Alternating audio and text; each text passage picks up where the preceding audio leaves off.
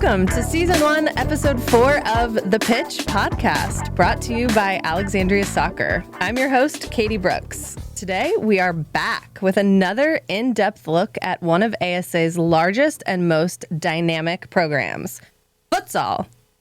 Over the past decade, the sport of futsal has absolutely taken off in our community here in Alexandria and beyond.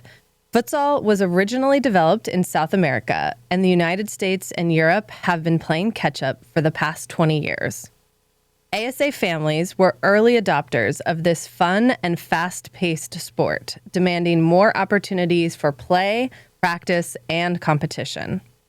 Today, we offer futsal program for all levels of play. We host the largest futsal league in the country, an annual futsal tournament, and year-round opportunities for competition, travel, training, education, and more. With me today, I have Chris Arnold, Deputy Director of Academy and Futsal, and Will Hanna, Academy Futsal Director. In addition to overseeing most of the futsal programming at ASA, Chris, Will, and Tim Lenzo, who leads our futsal league and ball mastery but could not be with us today, have each logged many, many hours of futsal coaching over the past 10 years. Oh. So with that, let's get started. Can you each introduce yourselves and tell us a little bit about your role, how you are related to futsal at ASA? Yeah, absolutely. I thank you for welcoming me back. I didn't know if I'd get the invite from the Academy. True. Welcome back. I'm Chris Arnold, Deputy Director, and one of my main functions with the futsal programming is, just leading the program execution, our staffing and resource management. Over the years that it's evolved from times where I was heavily on the court. And have been excited in more recent years to add a robust staff that is able to really focus on the program quality for each of the programs that Katie just mentioned. Nice. Thanks, Chris. Awesome. Thanks for having me on. Yeah. Inviting me my first time on. My name's Will Hanna, the Academy Futsal Director. Coming up on a decade of working for Alexandria Soccer and managing the futsal program, Academy Futsal program. I also coach our MLS Next teams and coaching our U9 and U10 futsal teams this season, which has been a blast. Shout out to those little guys. We could almost do a full episode on that, what it's like coaching the youngest teams after not having them for years. It's a blast. Okay, so before we get started, when we were preparing and talking about this episode, I was actually sort of struck by how many futsal programs we offer. Like, without thinking of them all together, I kind of forget that so many things are happening in tandem.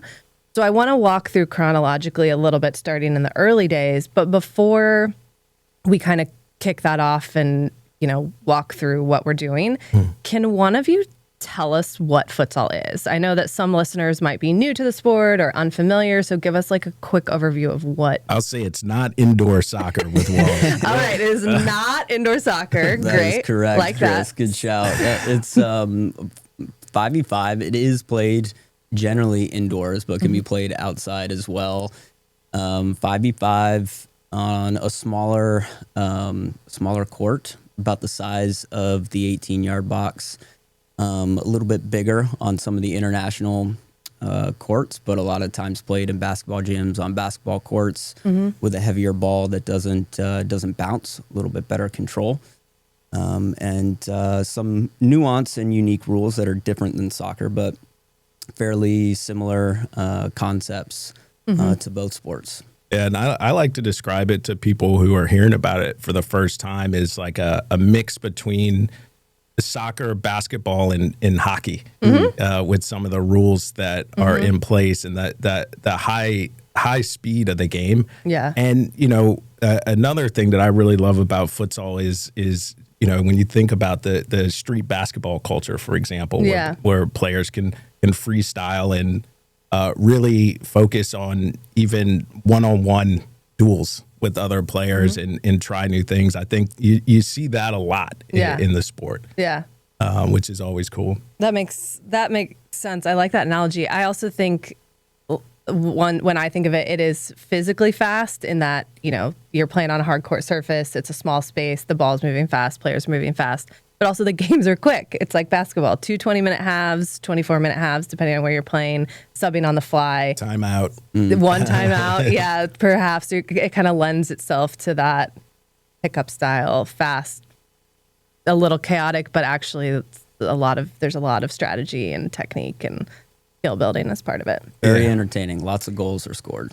That's the thing. What do you always say? It's a game of like flow. Like we have been at games where teams are losing by 3 with 30 seconds left and they end up winning. Mm-hmm. Yeah, you see like game of ebbs and flows. Ebbs and flows. Yeah. You see a 9-5 or 10-5 scoreline. It's close. Yeah.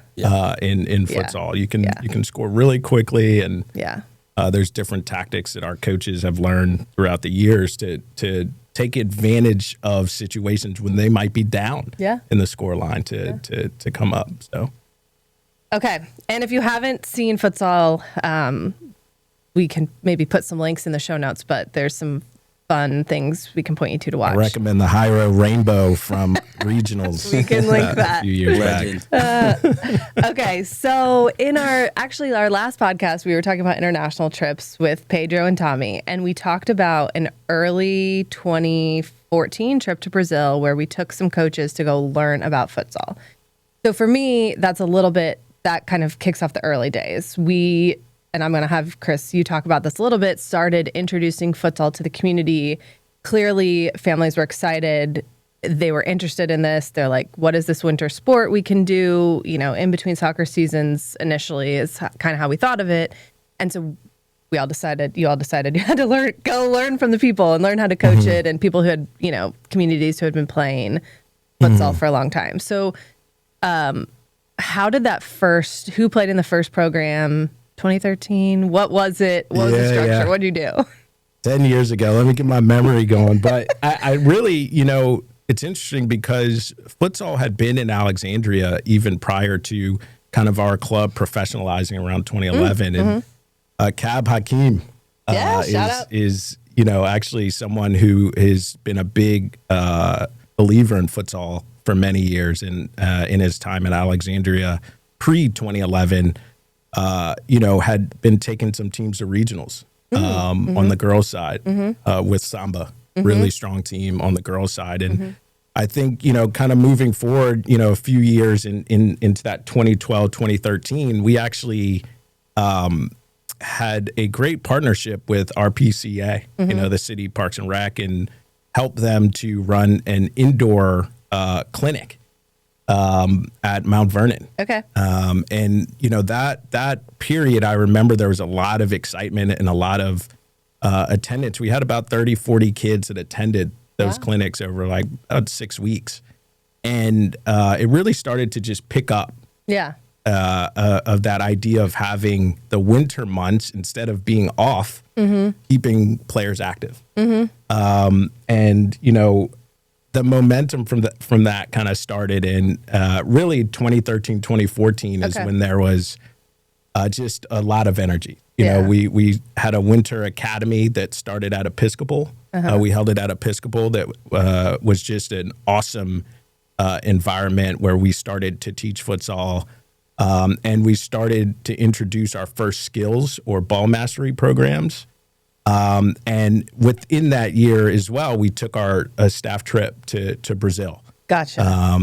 Myself, Tommy, Jim, and Ryan Rich got a chance to learn from really the head coach for Barcelona's first team for futsal. Did a coaching education session, as well as we met a lot of really great contacts from Brazil down at Palmeiras, which is a huge futsal club. Santos, massive futsal club that Neymar grew up in, and we had a chance to really learn from where the sport was born, and sort of develop some of the best players you've ever heard in history.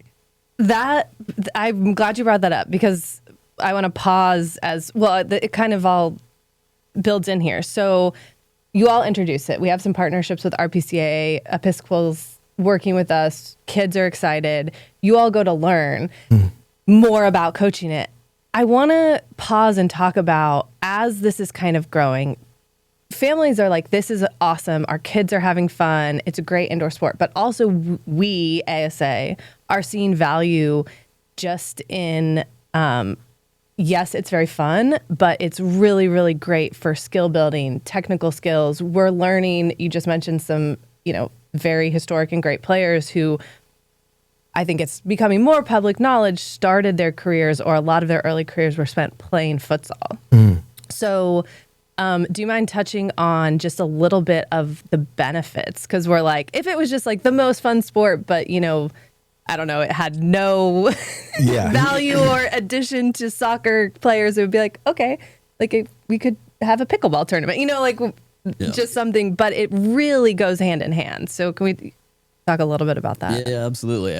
I think probably most folks would agree that decision making is one of the most important aspects of soccer and futsal. And you mentioned it's 5v5 and in a tight space, so we're really challenged to make decisions very quickly. And in the smaller arena or court, the creative decision making that you're kind of forced to learn really translates and helps to kind of create a more well-rounded player by having to think outside the box a little bit. On top of that, obviously, the technical components, being forced to do that in the tighter spaces and develop creative ways to solve those issues and problems presented by defenses is really one of the major development points that we kind of recognized as a huge opportunity for our players to become more well-rounded.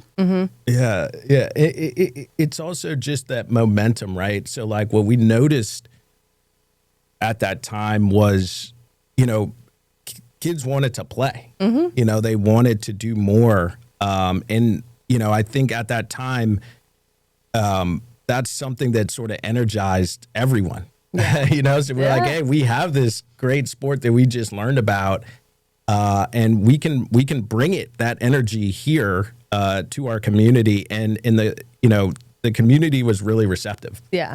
People wanted to participate, and I think again a big piece was when you look at the annual schedule or the annual calendar that has traditionally been the fall and the spring.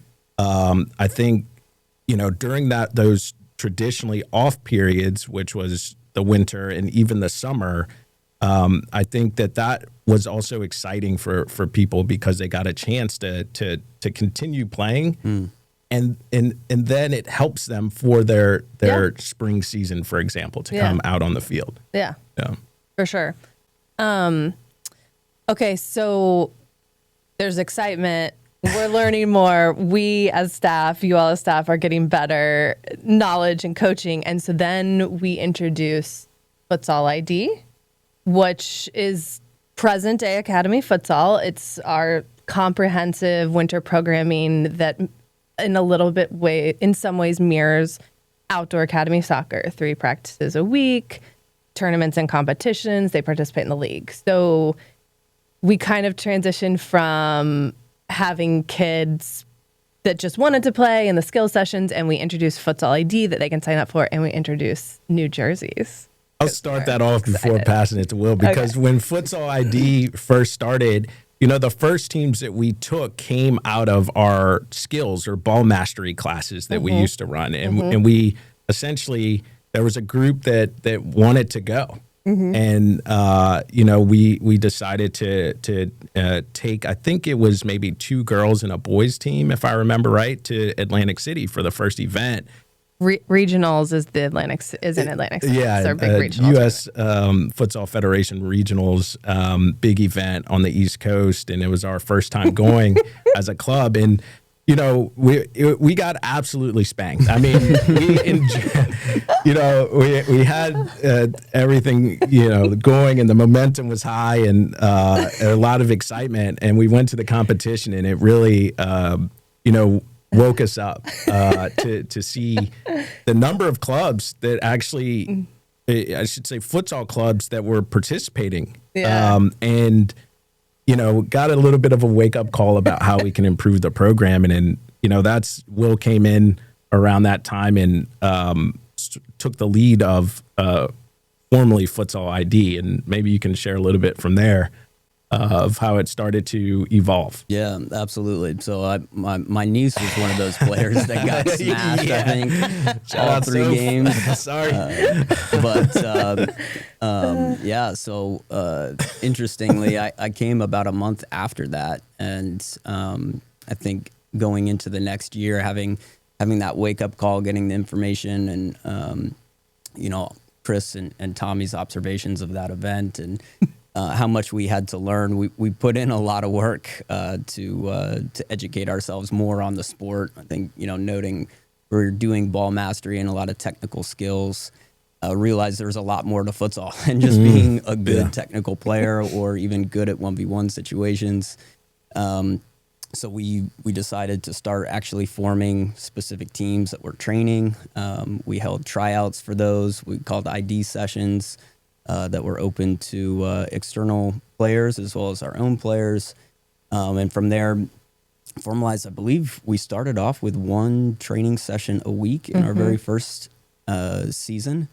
And then, we kind of used the U.S. Futsal Atlantic City regional event as our, as the standard to evaluate ourselves. We still got smashed, I think, the next year going up there. But it was definitely a great experience in the first couple of years of how we were developing the structure of the program, how it fit in with academy soccer, and using those winter months to keep players active. I want to mention 2 things. One, so we've mentioned the Atlantic City Regional Tournament a couple times. That's run by USFF. We've also now taken teams to nationals. If you haven't experienced it, these tournaments are played in like a convention center setting. So we're talking 12 to 17 courts in one room, which lends itself to loud, high intense, fun, tons of fans at every court scenario, which is very different from, what we had experienced up to that point was like a game in a gym on a basketball court where there's maybe 1. If we're at, one of our middle schools, there's maybe 2 games. We'll talk about our newer facilities in a minute. But so I mentioned that because as we're kind of developing this and starting to offer, 1 practice a week, which was probably a huge organizational lift for us at that time, we're also having to get pretty creative with where teams practice and what kind of indoor space we utilize, because that's not something we had really had to deal with up until that point.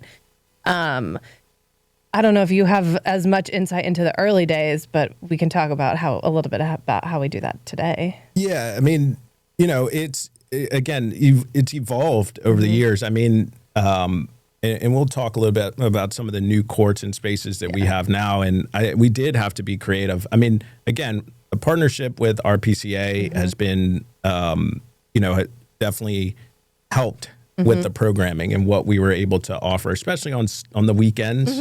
And then expanding from there, and also private facilities, right, that we've utilized. I can recall the summer futsal development program was we did that one summer with One Life, and we were doing agility training upstairs and then training on their court. But things change at certain locations. They have a boxing ring on the court now. So we've had to adapt, and kind of brings us around to where we are now. Yeah. Okay. We'll talk about present day facilities in a minute. So at what point, right, we have a skills program, we introduce Futsal ID,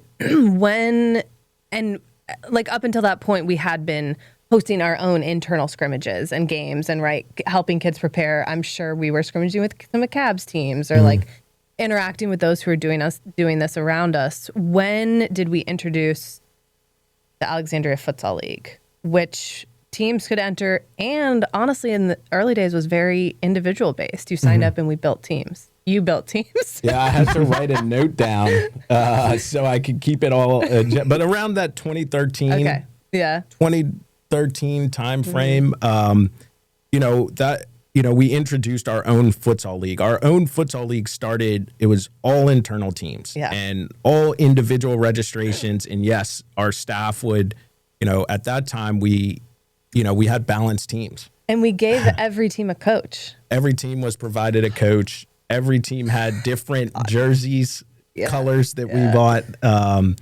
And we individually placed players on the teams. And, during that time, we utilized Sundays because the gyms were open. Well, really, they were closed, but we asked them to be open. The city and some of the private facilities, they graciously opened up the facilities. And, that's when our league really started to kick off so that we could host these types of games locally. Yeah. Wow. So when did external teams start participating and registering? Yeah, it is. Again, it's as the momentum started to pick up, we noticed that external clubs or external individual players, they wanted the same thing to where they had a chance to play during the winter months. And we started to just see gradually that, hey, X club, Gunston, we had a really great relationship with Gunston, and, they started to send teams to the event, and then it started to build from there. It really added a great element to our league programming that we were able to host. These teams diversify competition. And that's where you really just started to see the foundation of what the league has built into today. Yeah. Which is, close to 400 teams and various levels. Yeah. Before we skip ahead, I want to present day league, and I want to talk a little bit about what Academy Futsal looks like today. I want to mention that in 2016 is when we hosted the first, not in the same format it looks like today, but the first Capital Futsal Cup. Yes. Which is our huge futsal tournament. It's taken a couple iterations over the year. We just hosted our 9th, right? Because there was one year we hosted 2 in the same calendar year. You got it. Confusing, but with almost 300 teams all the way from New York, New Jersey this year, that has grown into an awesome competition. And I think at the time, right, it was all kind of revolving around kids are wanting to play. We're starting to put together teams that compete throughout the winter, that go to this regional tournament. We should prep them for that by maybe hosting something for them and local area, mid-Atlantic teams.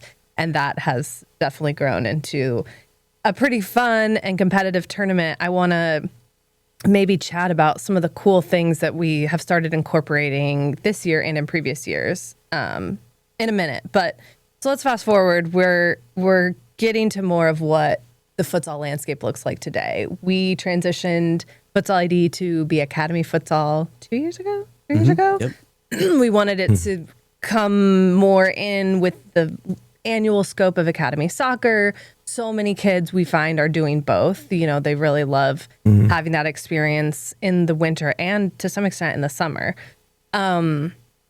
What does the Academy Futsal experience look like today for kids that are playing this season?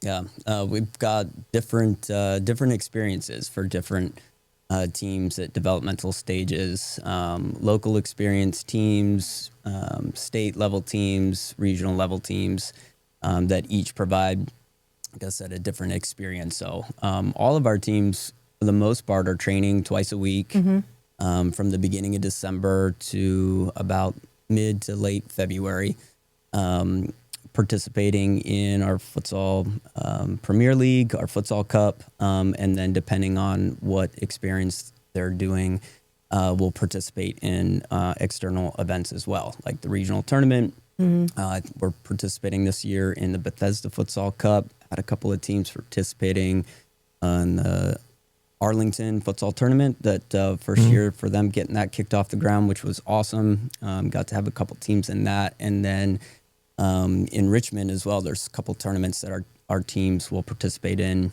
from the state level for their challenge tournament that they call it. And they have a regional event down there as well that our regional teams will participate in. Yeah. We have 5 teams up in Spooky Nook in Pennsylvania for a USYF regional event this weekend as well. So 2 sessions a week, generally 1 to 3 tournaments, and then the Futsal Premier League experience, 8 to 10 league games, which has been fantastic, like Chris said, to get our teams prepped and ready for the different events, as well as keeping players sharp who are in the local experience or state experience for the upcoming spring season. So it's been awesome.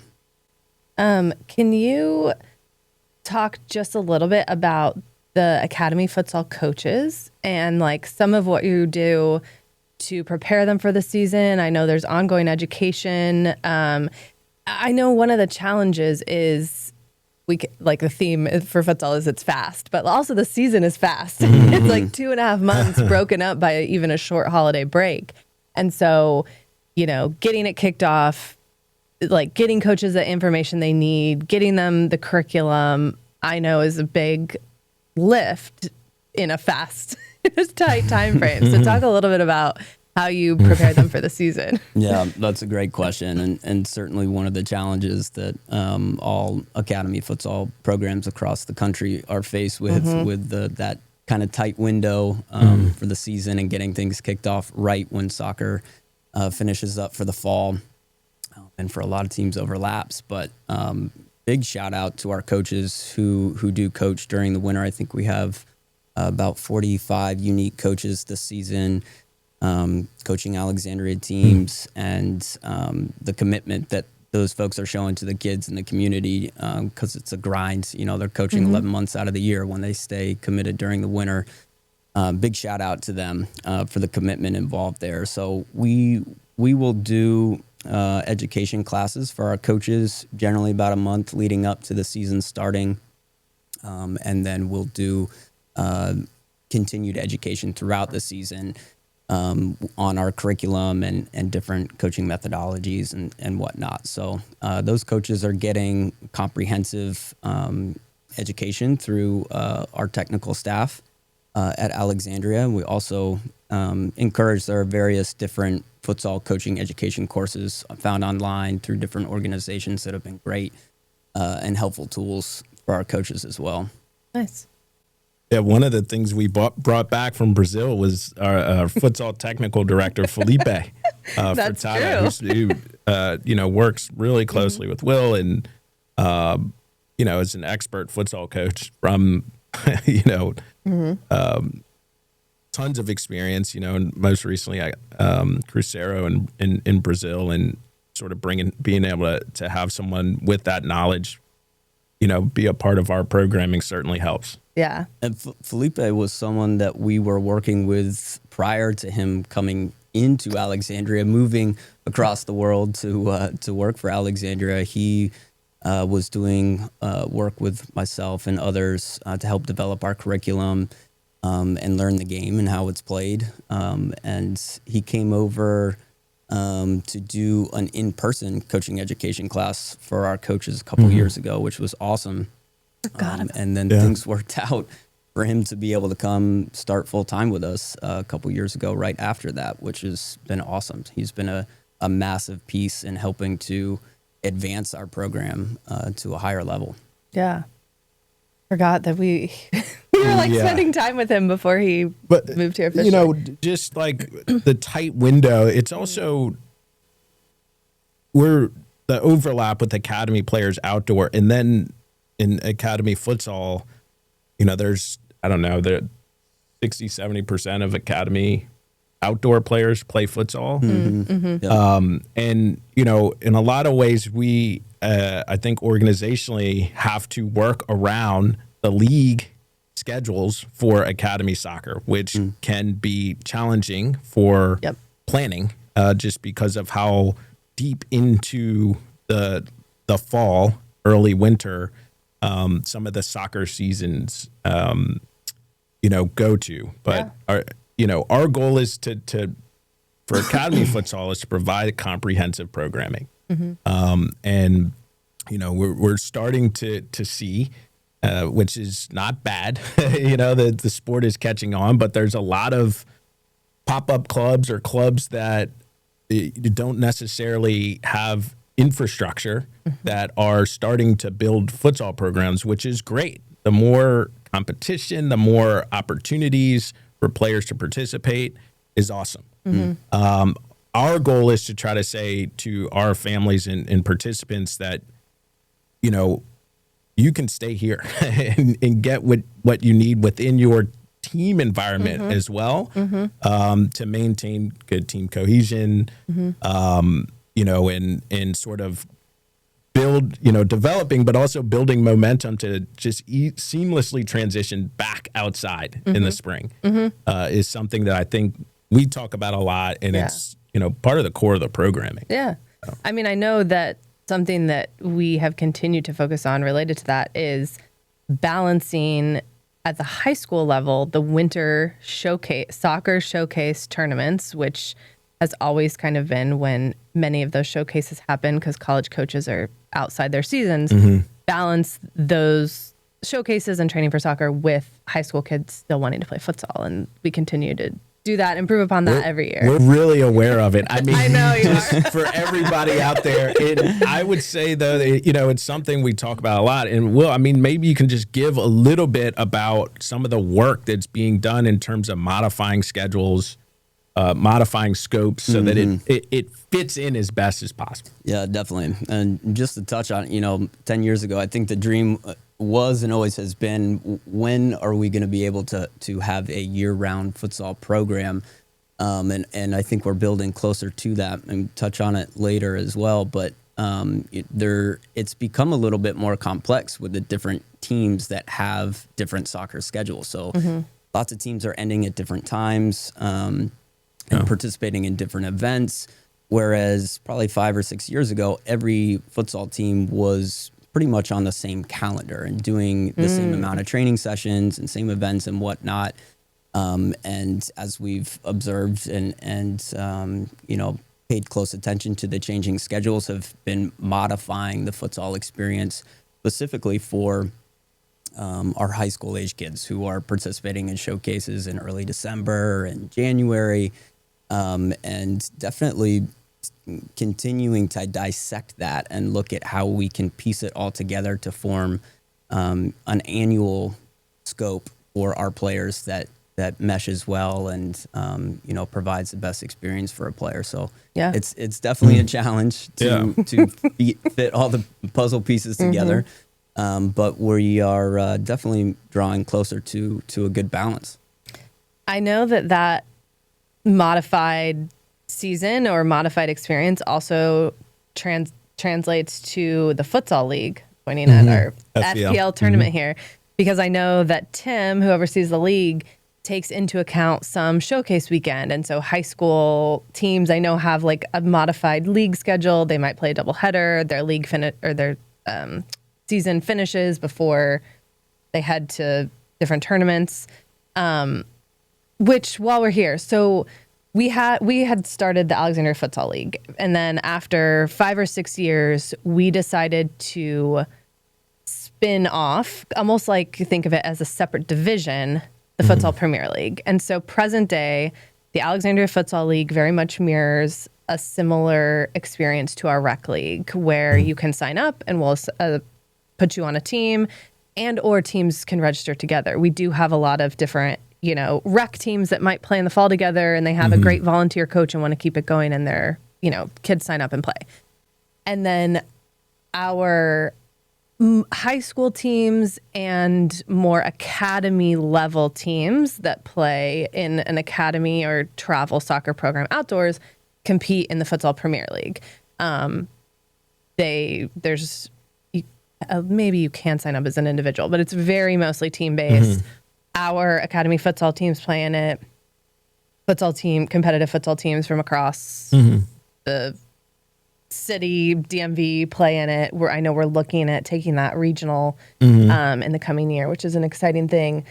I think this is another just testament to us sort of figuring out the best way to host programming for the most people and at every level that wants to play. Adapt and evolve. I mean, we've got Alexandria Futsal yeah. Division, we've got FPL Division. Yeah, and I think our staff, when you look at Will, Tim, I mean, these guys are leaders in the futsal community, regionally, regionally around the country, right? So I think some of the things that they're able to learn about the futsal landscape helps of how we shape our programming. And so, for example, with FPL, right, that's a way to diversify the level of competition. We still have a massive rec programming for the futsal league. And, there's a lot of inputs into these leagues, right? And instead of just running them the exact same way, and there's just such a trickle down the level of competition. You could have a rec team playing against an academy team. That's not going to be fun for anybody if the team is not at the same level. Yeah. So being able to create, divisions and opportunities for players of similar level of competition. And, I think that's where you saw FPL sort of branch off, and still keeping our Alexandria Futsal League for our recreational players has been just an excellent initiative, that I had to make a decision about and actually execute it, and Tim's done such a fantastic job with it. Yeah. And also in working with some of the other folks, Matt Geyer, referee assigner, operationally being able to manage all of the sites for equipment, scheduling, huge all of these things have, evolved over the time period that we were talking about at the beginning to really just provide excellent programming for these programs. I want to come back and give our operations team and talk about facilities. But before that, I invited Sarah in here. I know, we could have had a whole episode on futsal courts, just how we find facility space. You mentioned something I wanted to talk about, which was many people on our staff and our coaches being leaders in the futsal community nationally.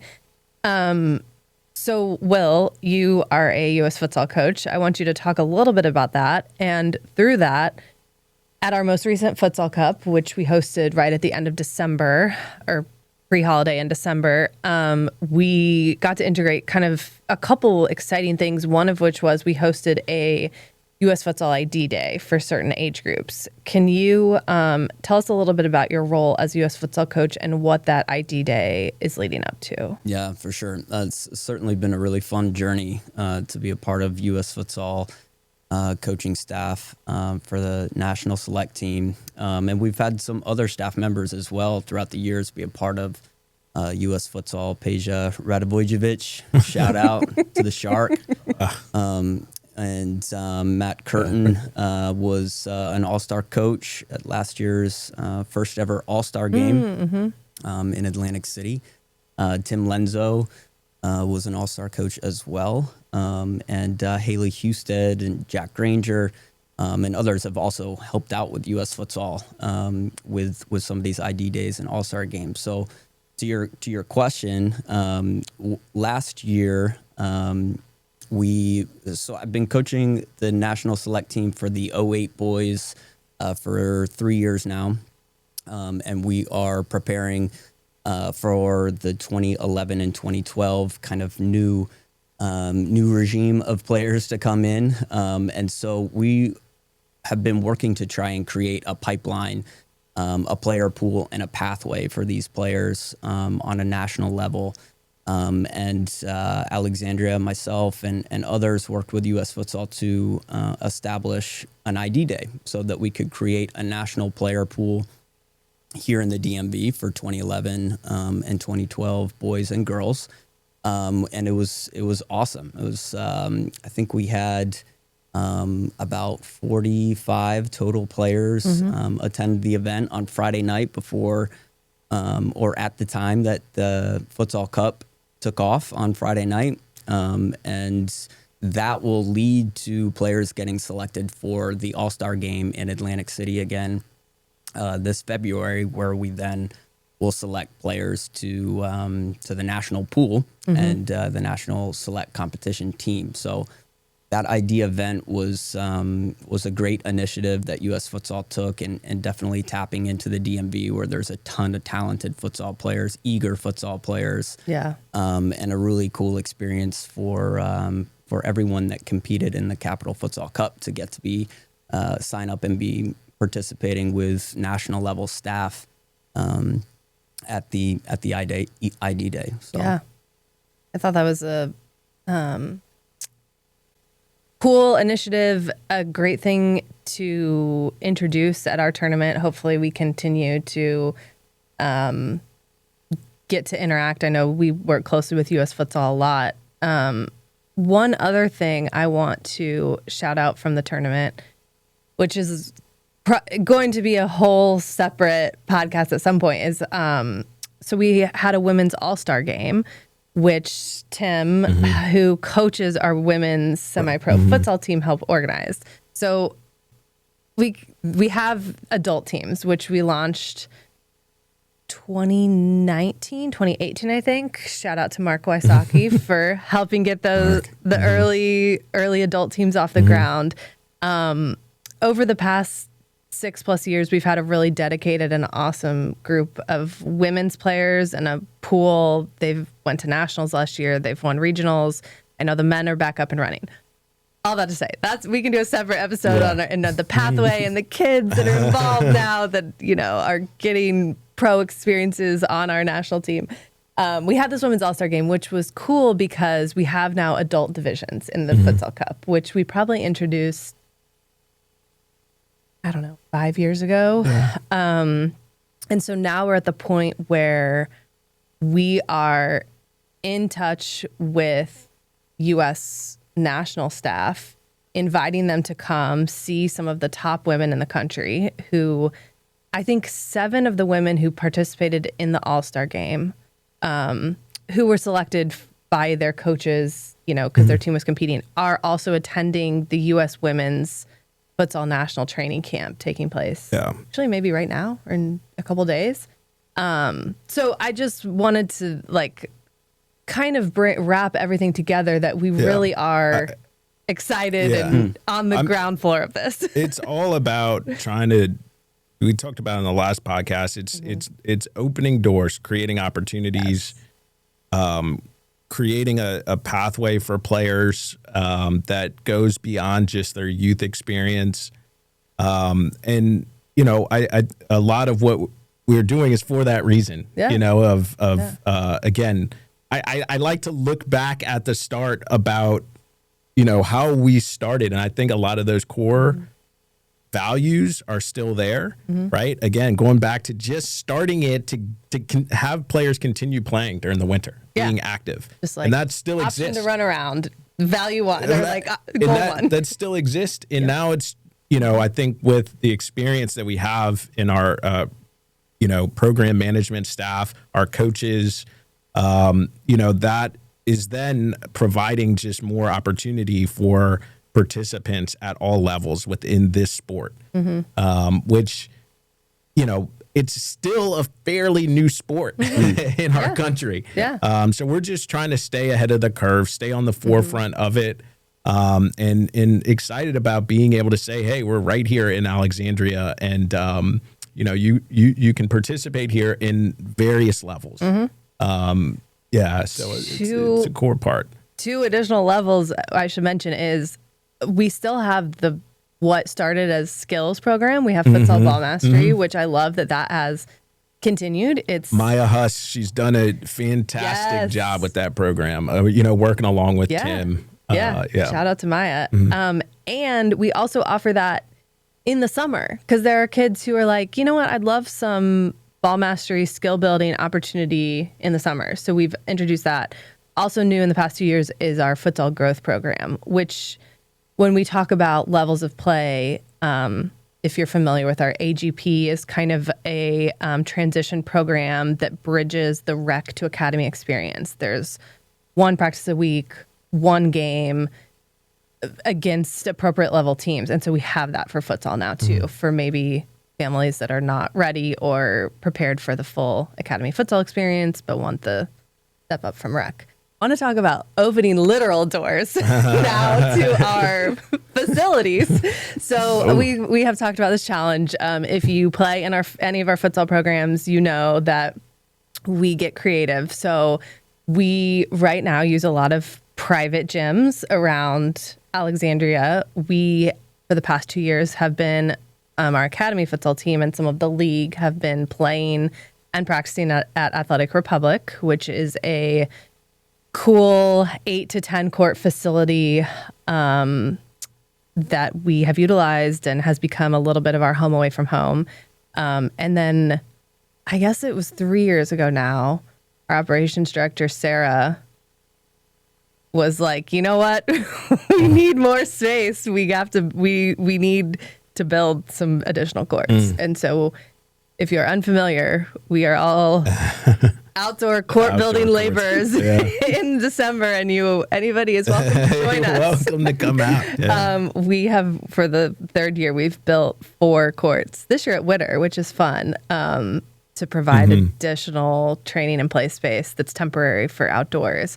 I just want to, just kind of shout out that sort of creative, innovative thinking. Like, we don't want to turn kids away. We don't want to say, like, sorry, Tim and Maya and kids, we can't do ball mastery. We don't have any space for you. So sort of, we built it. Yeah. There's been a lot of creativity around the court situation or indoor situation. And we still play games on weekends in some city RPCA facilities, which is fantastic. We love our gyms and at schools and rec centers. I just, a few years back, a big addition to the city was outdoor courts. Not ones we built. Ones we assisted building. With the city at Powhatan on Route 1.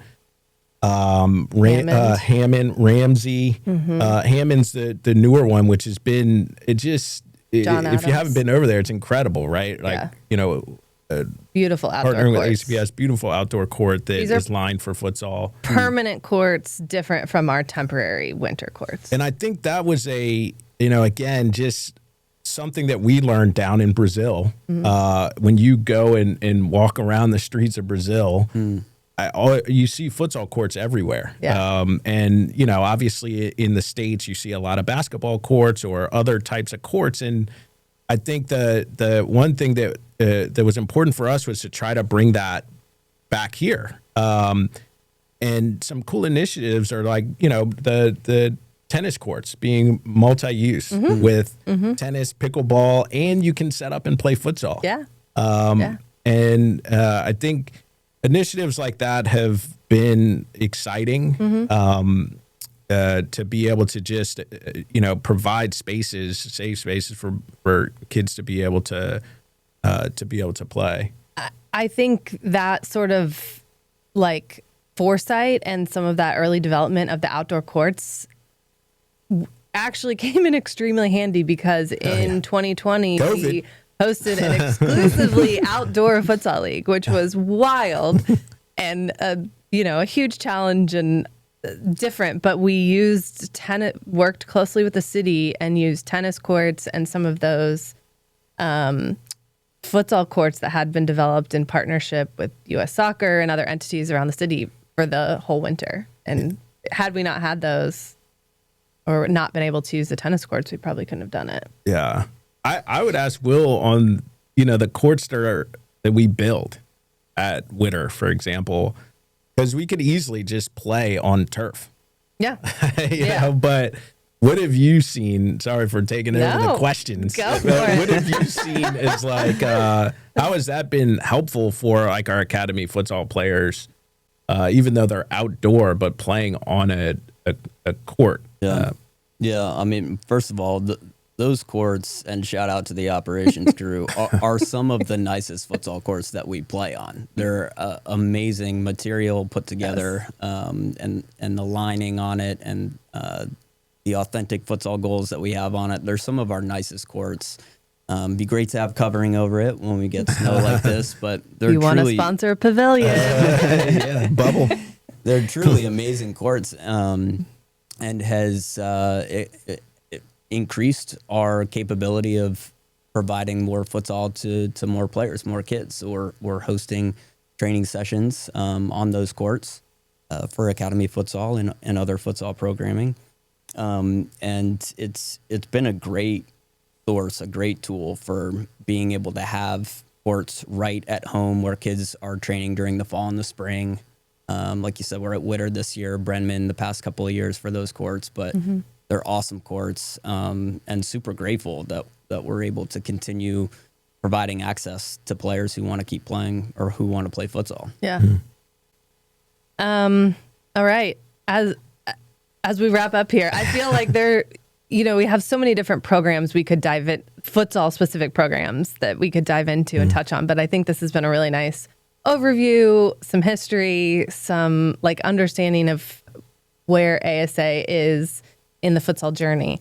Sorry, can we dream a little bit here? That's what I'm going to ask you. I'm going to say, as your sort of last thing here, what are your hopes and dreams for the futsal program? What would you love to see in the coming years or in the next 20 years?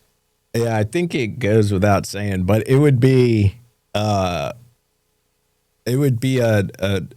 huge milestone to be a part of a facility that came to Alexandria, the city of Alexandria community, where a lot of these programs that we're talking about, right now it's a little bit spread out, even though our city is fairly small.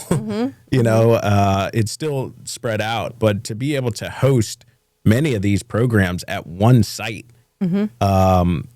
similar to like how you described regionals in that environment, but that I think could take the programming and continue. Again, a theme is evolving it in so many ways, with coaching education, hosting big events, hosting nationals, referee development, which is a note that I just a side note that we spend a lot of time on our referee programming. Yes. Futsal referees are a big part of it. Big part of it. Right. So, I think when you look at 5, 10, 20 years, it's being able to see these programs, under one roof, I think would help with scheduling,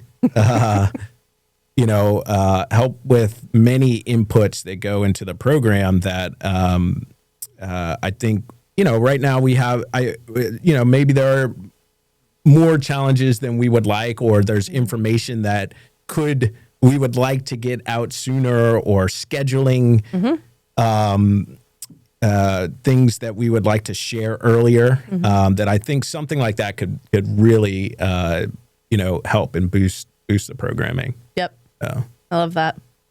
Well, I was just going to say, I think it's a real possibility. If 10 years ago, you would have told me we would have, one of the largest futsal leagues in the country and have 75 academy futsal teams, I probably would have thought you were crazy, but being able to accomplish that, I think it's a real possibility for something like that to happen very soon.